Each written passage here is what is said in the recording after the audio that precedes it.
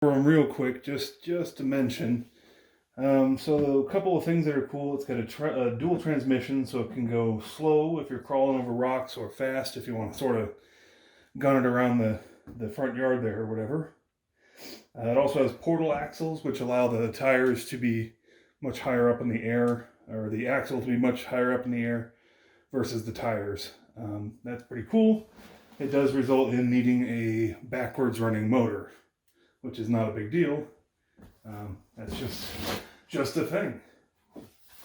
So I guess here on this side, make sure that that's in the camera. There we go. Yeah. Okay, we got the Traxxas controller, TQI controller.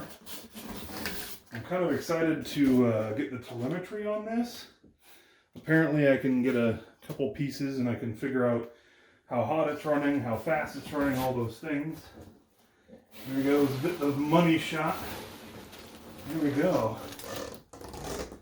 There's the Bronco, all in plastic. Yeah, looks like it's got a pin holding it on here. Another pin holding it on. Nice. Well, I can say the smell on this is impeccable. It smells like new electronics, which is awesome. I've got the manual. Sorry if the camera is moving, it's sort of in a precarious moment, precarious position. So we got some Traxxas decals and the manual and some tools. That's pretty cool. It's good because I don't have any race or RC specific tools. And you know what's interesting is I saw people online who actually had the decals of this and had to apply them, but conveniently they've already been applied to this. And you know, I'm not against getting dirty and making something cool, but honestly, if someone else can do the work for you, why not have them do it?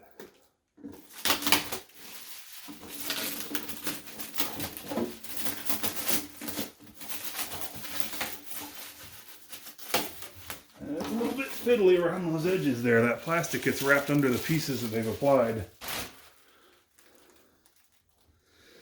So that's the shell.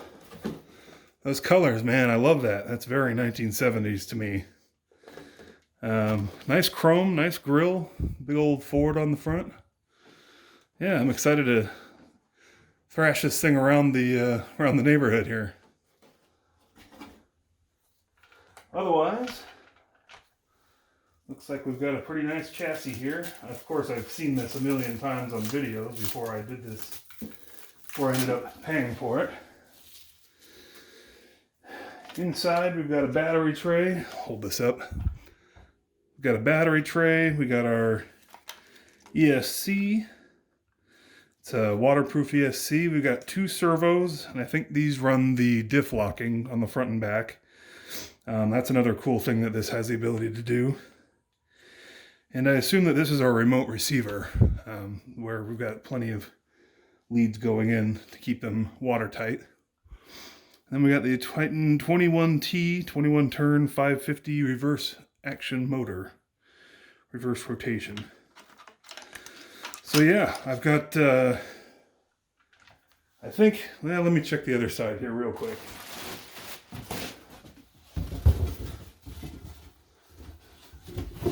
Yeah, it's pretty light. I don't think there's anything in there.